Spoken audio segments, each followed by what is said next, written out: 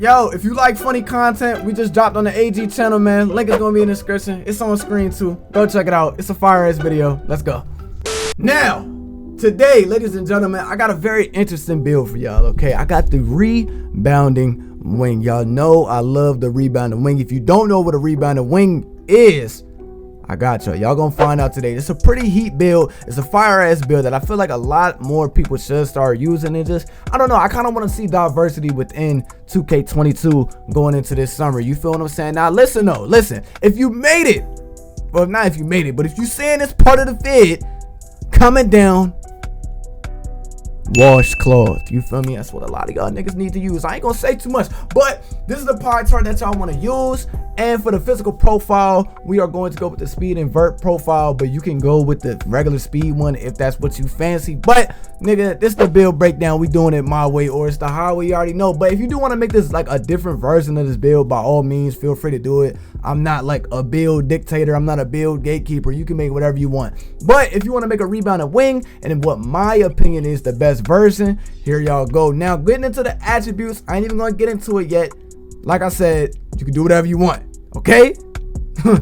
Now getting into the finishing stats with this build, there's not something to sleep on. Don't sleep on that 70 drive and dunk. There's a lot that can be done with a 70 drive and dunk. Actually, every dunk that you are seeing here on screen can be purchased, equipped, and used with just a 70 drive and dunk. Now I know these are park dunks. Some of y'all aren't really fans of park dunks. Don't worry, standard dunks, if you want to get big under that basket, yes, you can achieve that with this 70 drive and dunk and all of that, and then these dunks as well. So do not sleep on the 70 drive and dunk. Of course, we put the layup up for obvious reasons. Now you're left with one finishing badge. There's a couple things you can do with this. All right, now me personally, I think Slithery Finisher is a great finishing badge. If you don't know what it does, basically it just allows you to get to the rack while avoiding contact. Limitless takeoff, y'all know what that does. Take off from further, posterizer, obvious reasons. We ain't really too worried about that. The shooting is really the main thing with this build, okay? This build is meant for shooting and defense, and having a shooting stat like this really means a lot, because not only do you have high shooting, but you get Hall of Fame shooting. Now what's the difference between Hall of Fame and gold shooting? Let's just say you don't know, you're new to 2K, you don't know.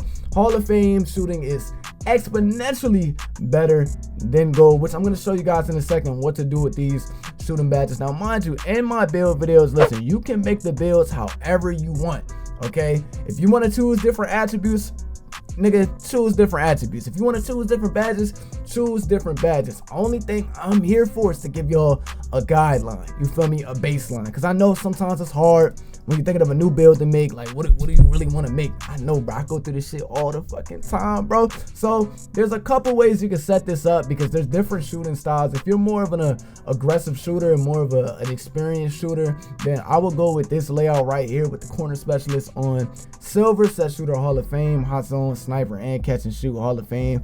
You left with 2. Now you could put that on limitless spot up or something like Deadeye. All right, if you're more of an aggressive shooter. If you're kind of new to shooting, I will recommend like definitely upping your limitless spot up to Hall of Fame. Maybe putting on something like, I don't know, Deadeye, blinders, I don't know, it's really up to you.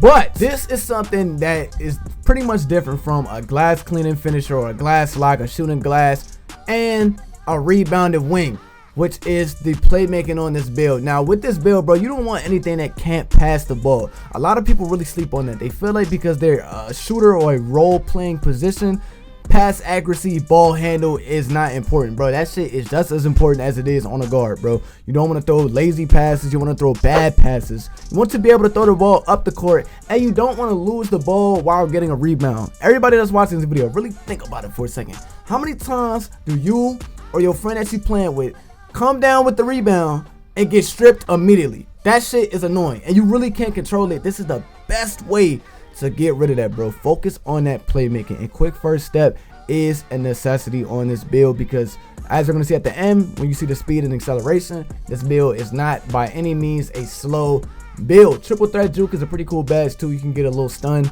off doing triple threat moves if that's your flavor. If it's not, by all means choose different badges. It doesn't really matter that much. Now this is when we get into the nitty gritty. This is when we get into the real shit. Now I'm gonna preface this, okay? This build gets gold defensive, but 20 gold defensive. 20 gold defensive is actually more than 20 gold or 20 Hall of Fame, really, if you really think about it. Now, I know a lot of y'all are like, why would I want gold defensive on a defensive build?